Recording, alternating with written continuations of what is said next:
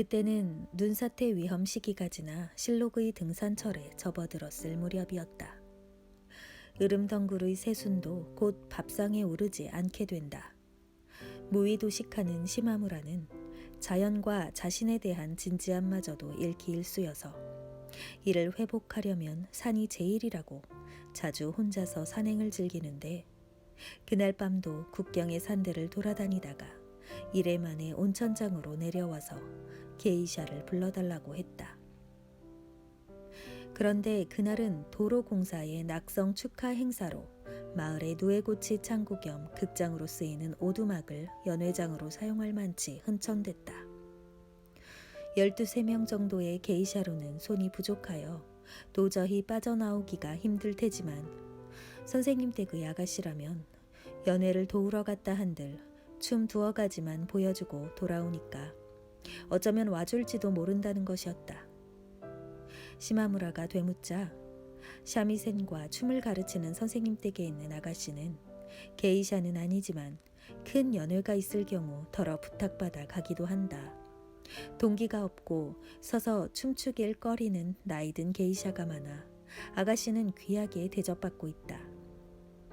여관 손님의 객실에 혼자서는 좀처럼 나가지 않지만 완전히 초보라고도 할 수 없다. 대충 이런 식으로 하녀가 설명해 주었다.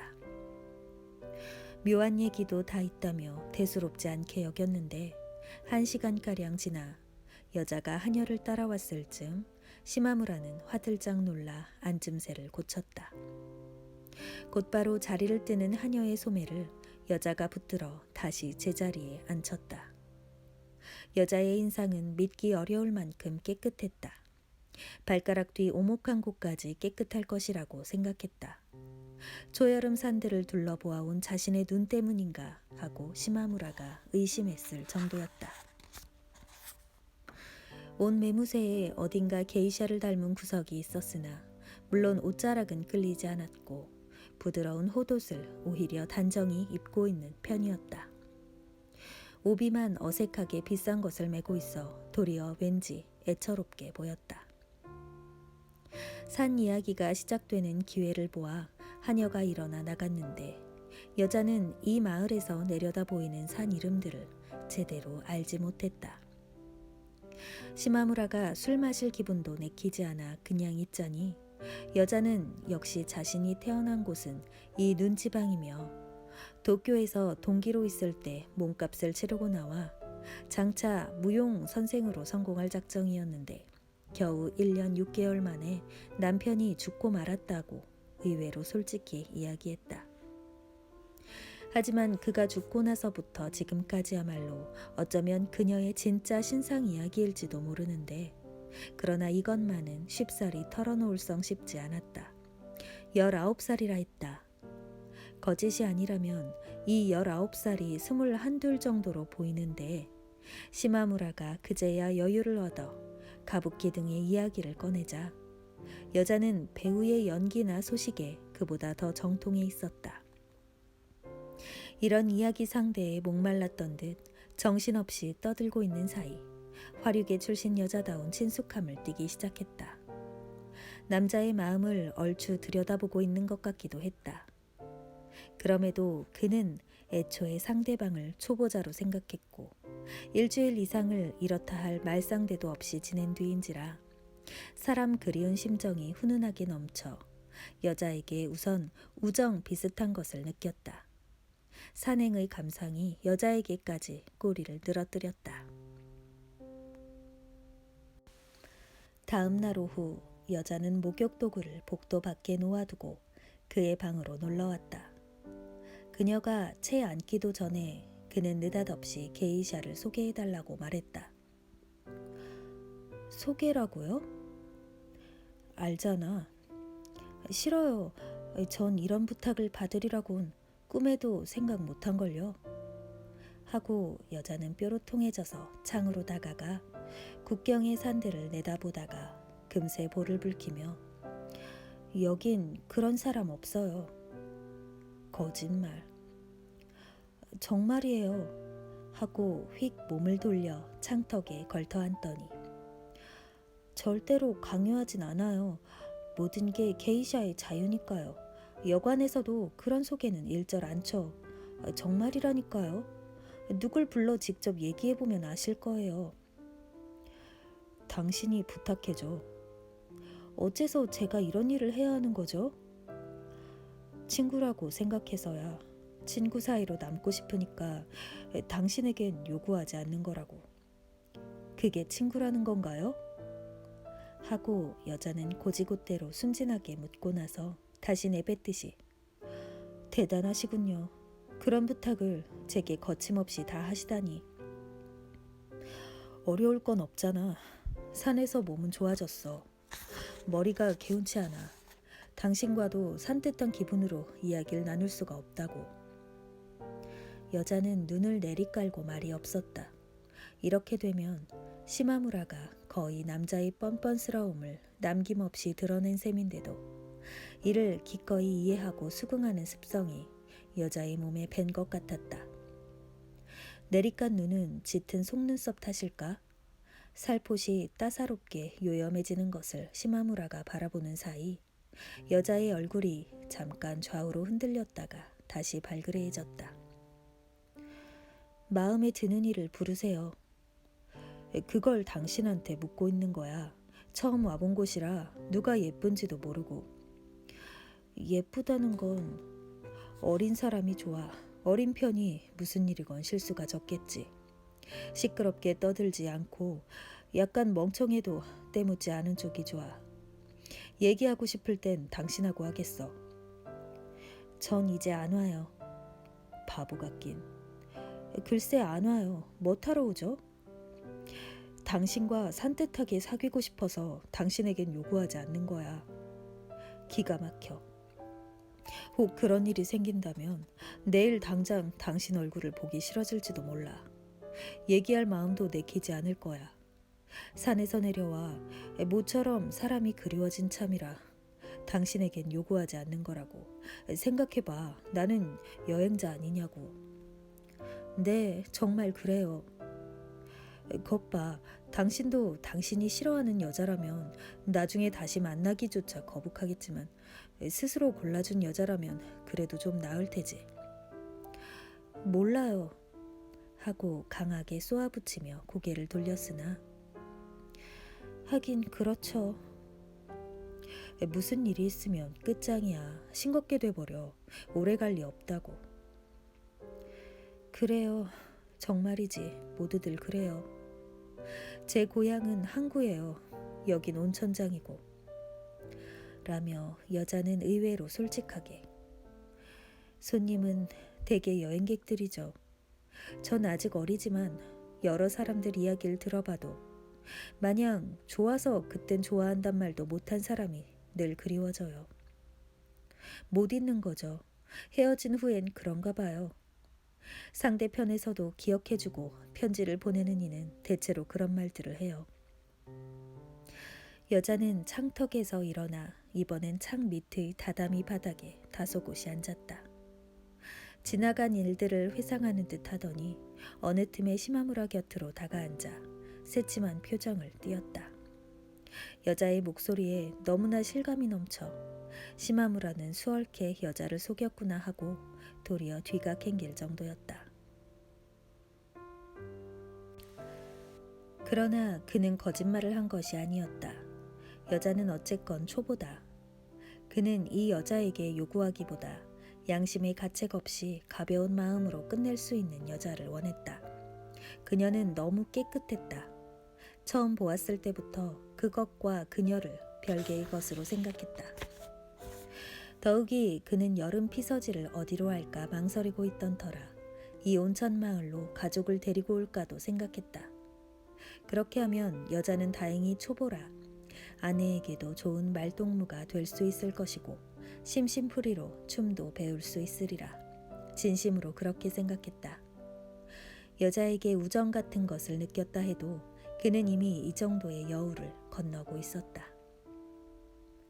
물론 여기엔 시마무라가 본 저녁 풍경 거울이 작용했을 것이다. 방금 들은 대로 신상이 애매한 여자의 뒤탈을 꺼려서가 아니라 해걸음의 기차 유리창에 비친 여자의 얼굴처럼 비현실적인 눈으로 보고 있었는지도 모른다. 그의 서양 무용 취미를 봐도 그랬다. 시마무라는 도쿄의 변두리에서 자라 어릴 때부터 가부키극을 자주 보았는데 학생 시절엔 취향이 춤이나 가부키 무용 쪽으로 기울어 한 번 시작하면 끝을 보고 마는 그의 성미 탓에 옛 문헌을 뒤적이고 원조를 일일이 찾아다니는 동안 마침내 일본 춤계의 신인으로 알려져 연구나 비평투의 글을 발표하기에 이르렀다. 그래서 아직 깨어나지 못한 일본 춤의 전통이나 새로운 시도가 보이는 독단적 경향에 대해 당연히 노골적인 불만을 품은 나머지 이렇게 된 이상 자신이 직접 운동에 뛰어드는 수밖에 없다는 생각에 사로잡혔다. 그러나 일본 춤의 신진들로부터도 그런 권유를 받게 되었을 즈음 돌연 그는 서양 무용 쪽으로 자리를 옮겨 앉았다. 일본 춤은 거의 보지 않게 되었다. 대신 서양 무용에 관한 서적들과 사진을 수집하거나 포스터며 프로그램 등을 고생스레 외국에서 들여왔다. 이국적인 것, 미지의 것에 대한 호기심만 있었던 것은 결코 아니다. 여기서 새로 발견해낸 기쁨은 눈으로 서양인의 춤을 볼 수 없다는 데 있었다. 시마무라가 일본인의 서양 무용은 아예 거들떠보지도 않은 것이 그 증거다. 서양의 인쇄물에 의지하여 서양 무용에 대해 글을 쓰는 것만큼 편한 일은 없었다. 보지 못한 무용은 이 세상에 존재하지 않는 이야기나 마찬가지다. 이보다 더한 탁상공론이 없고 거의 천국의 시에 가깝다. 연구라 해도 무용가의 살아 움직이는 육체가 춤추는 예술을 감상하는 것이 아니라 제멋대로의 상상으로 서양의 언어나 사진에서 떠오르는 그 자신의 공상이 춤추는 환영을 감상하는 것이다. 겪어보지 못한 사랑에 동경심을 품는 것과 흡사하다. 그런데도 가끔 서양 무용 소개 따위를 쓴답시고 문필가의 말단에 끼었고 그런 자신을 스스로 냉소하면서도 이렇다 할 직업이 없는 그에게 심리적 위안이 되는 면도 없지 않았다. 이러한 그의 일본 춤 이야기가 여자로 하여금 그에게 친밀감을 느끼게 하는데 도움을 준 것은 그의 지식이 모처럼 현실적으로 쓸모가 있었다거나 해야 할 처지였지만 역시 시마무라는 자신도 모르게 여자를 서양 무용 취급을 하고 있었는지도 몰랐다. 따라서 자신의 무덤덤한 여수 어린 한마디가 여자의 생활 한가운데 급소를 찔렀다고 느끼자 여자를 속이고 말았군 하고 뒤각행길 정도였는데 그렇게 되면 이 다음에 내가 가족을 데리고 오더라도 당신과 기분 좋게 놀 수 있겠지. 네, 그건 이제 충분히 알았어요. 하고 여자는 목소리를 가라앉혀 미소 짓고는 다소 게이샤처럼 기분이 들떠 저도 그런 편이 좋아요. 산뜻한 게 오래가죠. 그러니까 불러달라고. 지금?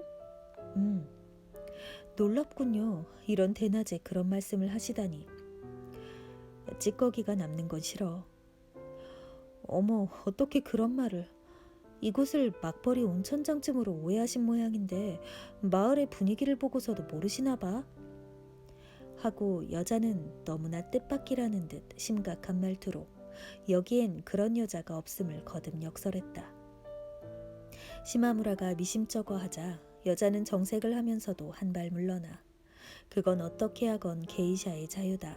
단지 주인에게 미리 알리지 않고 숙박할 때는 게이샤의 책임이라 어찌 되건 알 바 아니나 주인에게 미리 알려두기만 하면 포주의 책임으로 끝까지 뒤를 봐주는 것이 다를 뿐이다 라고 했다. 책임이라니? 아이가 생기거나 몸이 아프거나 하는 거죠. 시마무라는 자신의 아둔한 질문에 쓴웃음을 지으며 이처럼 태평스런 대화가 이 산촌에는 있을 법도 하다고 생각했다. 무의도식하는 그는 자연과의 보호색을 추구하는 심리가 있어서인지 여행지의 인심에 본능적으로 민감했다. 산에서 내려오자마자 이 동네의 너무나 조촐한 풍경이 지닌 한가로움을 발견하고 여관에서 물어보니 과연 이 눈지방에서도 가장 살기 좋은 마을 가운데 하나라는 것이었다. 요 근래 철도가 개통되기 전까지는 주로 농가 사람들의 탕치장이었다고 한다.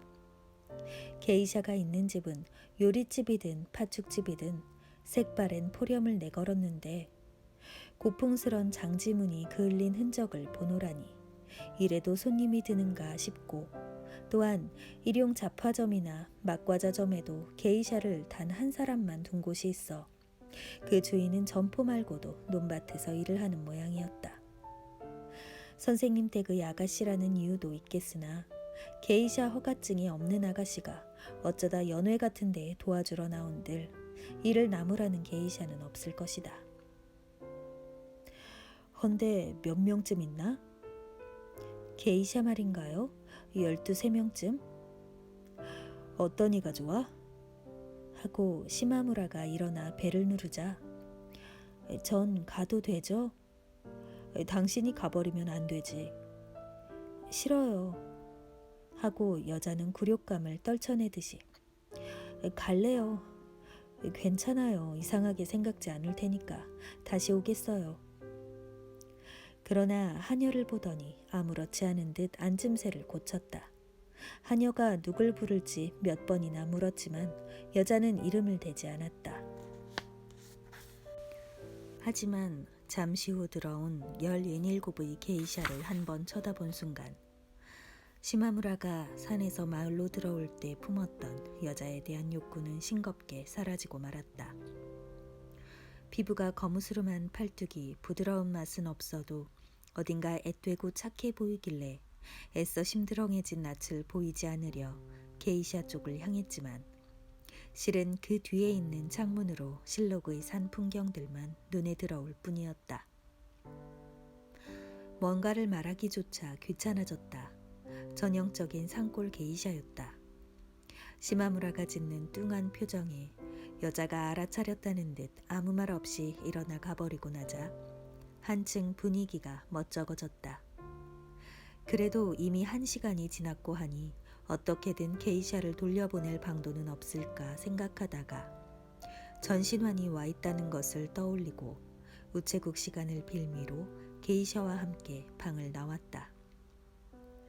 그러나 시마무라는 여관 현관에서 어린 이파리들의 짙은 내음이 훅 끼치는 뒷산을 쳐다보고 마치 이끌린 듯이 허겁지겁 올라갔다. 뭐가 우스운지 혼자 웃음이 그치지 않았다. 적당히 피로해졌을 무렵 문득 방향을 바꾸고는 유카타 자락을 걷어올려 한다름에 뛰어내려오자 발밑에서 노랑나비가 2마리 날아올랐다. 나비는 서로 뒤엉키면서 마침내 국경의 산들보다 더 높이 노란 빛이 희게 보일 때까지 아득해졌다. 어떻게 된 거예요? 여자가 삼나무숲 그늘에 서 있었다. 즐거운 듯이 웃고 계시네요. 관뒀어. 하고 시마무라는 다시 까닭모를 웃음이 튀어나와 관뒀다고. 그래요? 여자는 고개를 돌려 삼나무숲 속으로 천천히 들어갔다. 그도 말없이 따라 들어갔다. 신사였다. 이끼 낀 돌사자상 옆 평평한 바위에 여자가 걸터 앉았다. 여기가 제일 시원해요. 한여름에도 바람이 선선해요. 이곳 게이샤는 모두 그런가? 비슷비슷해요. 나이 든이로는 예쁜 사람도 있죠. 하고 머리를 숙여 쌀쌀맞게 대답했다. 그 목덜미에 삼나무 숲의 어두운 푸른빛이 감도는 것 같았다. 시마무라는 삼나무 가지를 올려다 보았다. 상관없어. 몸에서 힘이 쭉 빠지는 게 우스울 정도야. 그 삼나무는 손을 뒤로 해서 바위를 짚고 가슴을 젖히지 않고서는 눈에 다 들어오지 않을 만큼 키가 컸고 게다가 너무나 일직선으로 줄기가 뻗어 짙은 잎이 하늘을 가로막는 바람에 막막한 정적이 울릴 듯했다. 시마무라가 등을 기댄 줄기는 그중 가장 해묵은 것이었는데 어찌된 셈인지 북쪽으로 난 가지만이 윗부분까지 모조리 메말랐고 그나마 남아있는 밑둥은 뾰족한 말뚝을 거꾸로 줄기에 갖다 붙인 듯해 어쩐지 무서운 신의 무기처럼 보였다. 내가 잘못 생각했나 봐. 산에서 내려와 제일 먼저 본 게 당신이었으니 이곳 게이샤는 예쁜가 보다고 지레짐작했던 것 같아. 하고 웃으며 일주일 정도 머문 산에서의 건강을 쉽사리 씻어내자고 마음먹은 것도 실은 처음부터 이 깨끗한 여자를 보고 말았기 때문인가 싶어 시마무라는 이제야 짐작이 갔다. 멀리 석양에 반짝이는 강물을 여자는 물끄러미 바라보고 있었다. 무얼 해야 할지 심심해졌다. 어머, 잊고 있었네. 담배 말이에요. 하고 여자는 애써 명랑하게. 아까 방으로 가봤더니 벌써 안 계시더군요. 어떻게 된 걸까 생각하다가 대단한 기세로 혼자 산을 오르시는 걸 봤죠. 창으로 보였는데 우스웠어요. 담배를 잊고 나가셨길래 가져온 거예요. 그러고는 그의 담배를 소매뿌리에서 꺼내 성냥을 그었다. 그 애한텐 좀 미안하게 됐어. 그야 손님 마음대로잖아요. 언제 내보내건. 자갈 많은 강물 소리만이 감미롭게 들려왔다. 삼나무 사이로 건너편 산골짜기에 그늘이 지는 것이 보였다. 당신만한 여자가 아니면 나중에 당신을 만났을 때 허탈해질 게 아닌가. 알 바 아니에요. 억지도 심하시네. 하고 여자는 대뜸 토라져 놀려대는 투로 말했지만 게이샤를 부르기 전과는 완전히 다른 감정이 둘 사이에 흐르고 있었다.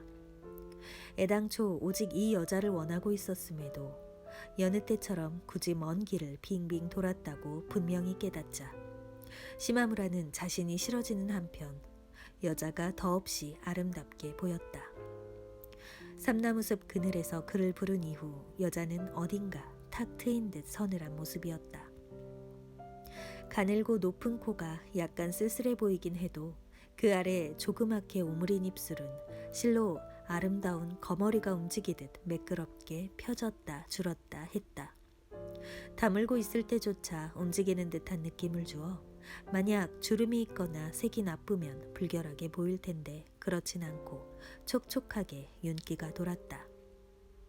눈꼬리가 치켜 올라가지도 처지지도 않아 일부러 곧게 그린 듯한 눈은 뭔가 어색한 감이 있지만 짧은 털이 가득 돋아난 흘러내리는 눈썹이 이를 알맞게 감싸주고 있었다. 다소 콧날이 오똑한 둥근 얼굴은 그저 평범한 윤곽이지만 마치 순백의 도자기에 엷은 분홍빛 붓을 살짝 갖다 댄 듯한 살결에다 목덜미도 아직 가냘퍼 미인이라기보다는 우선 깨끗했다. 접대부로도 나간 적 있는 여자치고는 약간 새가슴이었다. 보세요. 어느새 이렇게 파리매들이 모여들었어요. 하고 여자는 옷자락을 털며 일어났다. 이대로 정적에 잠겨 있다가는 둘의 얼굴이 무료해서 어색해질 뿐이었다.